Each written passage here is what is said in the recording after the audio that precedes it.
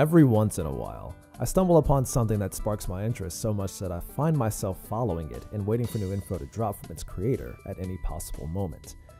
In today's ever-growing and evolving industries with so much happening all at once, it can be hard to keep up with one project while being knee-deep in so many others. Such is the case in the gaming industry.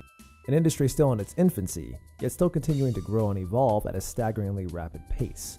If you follow me for a while, you probably know at this point that I play a lot of games. And while most of those games are played in front of a live audience during my live streams, there are times where I want to surprise my audience with something they haven't even seen or heard of before. Enter Iconoclasts, a game 10 years in the making and one that I've had my eye on for many years until now. To put it simply, Iconoclasts is a 2D side-scrolling adventure game, taking some inspirations from Metroid Fusion and Metal Slug. Just to name a few examples, two games from my childhood that have certainly had an influence on my gaming preferences while growing up. The game stems from a passion project from indie developer Joakim Sandberg, who brought you fast-paced titles like Noi 2 Love and Noi 2 Love 2. Thanks to the fine folks at Bifrost Entertainment, I was given the opportunity to try out the preview build of the game, which was based around two areas. The game's intro area, a luscious green forest, and the second area being a vibrant yellow and gold desert. You take control of a young girl named Robin who goes forth blasting enemies away with her stun gun, and eventually a giant wrench that you can use to swing across obstacles, open doors, raise platforms, and even parry enemy attacks. But with that out of the way, let's talk about my impressions from the preview build.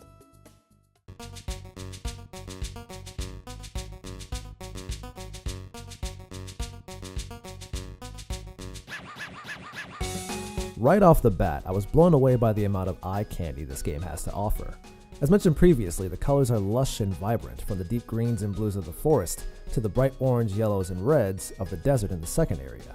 It gave me a bit of a nostalgic feeling that took me back to Sega's 16-bit era, where their games were dense with detailed environments and colors that were pleasing to the eyes.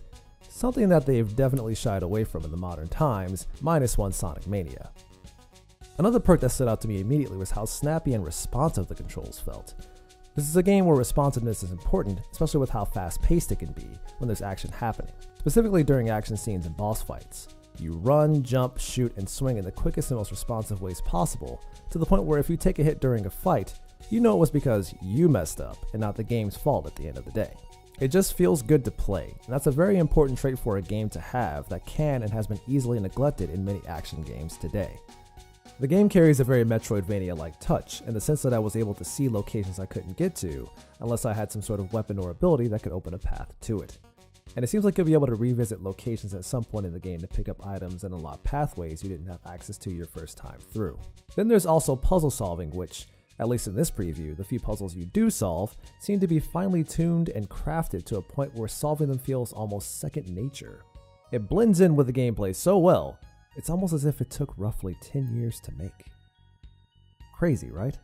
There's also a tweak system where you can use the materials you collect in the world to make equipable power-ups, or tweaks to your playstyle, such as a small shield that protects you on the first hit, preventing damage, or one that increases the damage from your giant wrench. Gives you reasons to customize, tweak, and even replay the game slightly differently from previous sessions.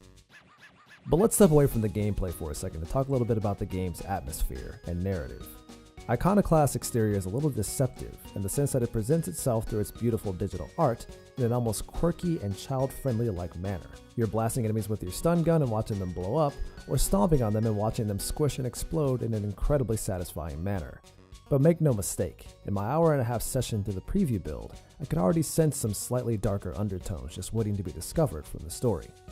The world of Iconoclast seems to revolve around a resource known as ivory fuel, to which people believe is given to them by an entity known as Him, who they worship. There seems to be a fear of a phenomenon known as penance, which they believe is punishment for their sins. And this penance seems to be causing tension between Robin, her family, and her friends. In my time with the preview, I met a cast of rather interesting characters whose personalities somehow managed to shine, regardless of Robin being a speechless protagonist. Especially Black and her adjective-shouting minion, White. As with any good preview, the whole thing came to an end just as things were getting even more interesting, and left me desperately wanting more. But I'll have to tide myself over for just a few more days until then. Iconoclast releases on Microsoft Windows, PS4, PlayStation Vita, and Linux on January 23rd. And I'll be doing a playthrough of the full game on my Twitch channel starting on January 22nd, with a full review sometime after.